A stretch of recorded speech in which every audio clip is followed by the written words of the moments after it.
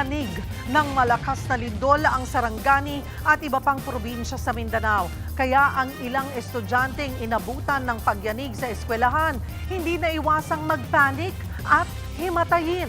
Aniya sa frontline sa balita si Bril Montalvo ng News 5 Mindanao.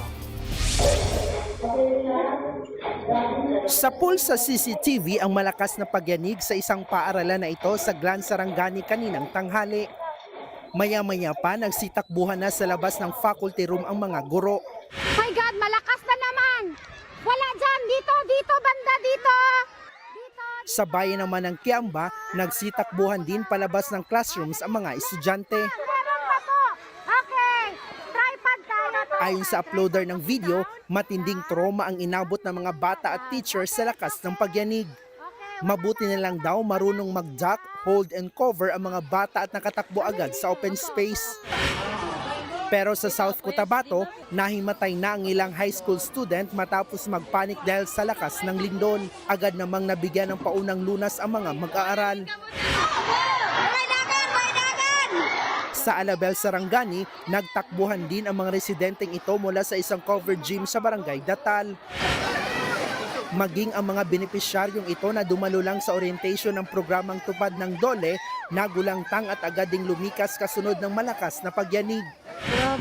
Hanggang sa Davao Occidental, nagkagulo rin ang mga nasa medical mission sa Barangay Mabila. Naantala tuloy ang programa dahil kailangang lumikas ng mga residente. Sa isang mall naman sa General Santos City, nahimatay ang isang residenteng magsha-shopping lang sana. Siksikan at sunod-sunod kasing nagsilabasan palabas ng mall ang mga mamimili matapos ang lindol.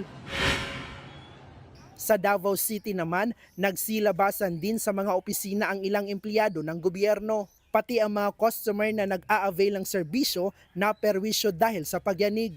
Ayon sa FIVOX, magnitude 6.4 na lindol ang tumama sa kanlurang bahagi ng Balot Island sa Sarangani, Davao Occidental pasado alas 12 ng tanghali kanina.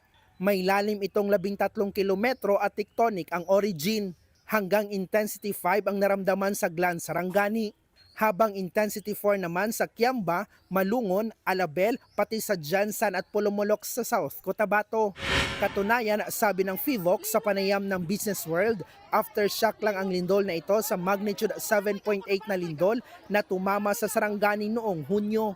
Pero nagpagulantang pa rin yan sa lokal na pamahalaan ng probinsya. Pag-start ng taglindol, talaga pong pababa ang movement niya, bigla na lang siyang nag-horizontal ang movement. Pero nung first na pag-attack ng lindol, pabaksak po. Tapos biglang sinuyan-duyan na po. Nagtagal to, estimated namin ng ilang segundo, mga 15 to 20 minutes po. 20 seconds po. Samantala, sa gitna ng lindol, kinaaliwan ng ilang residente ang isang customer sa isang restaurant sa Jansan. Habang nagpapanik kasi ang mga tao dahil sa pagyanig, bit-bit at tila mas protektado pa ni ate ang order niyang halo-halo.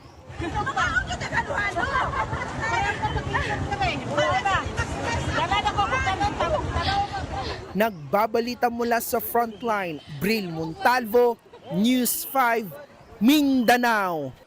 Mga kapatid, Cheryl Cosing po. Maging maalam at may pakialam sa mga napapanahong issue at headlines. Mag-follow at mag-subscribe na sa social media pages ng News 5.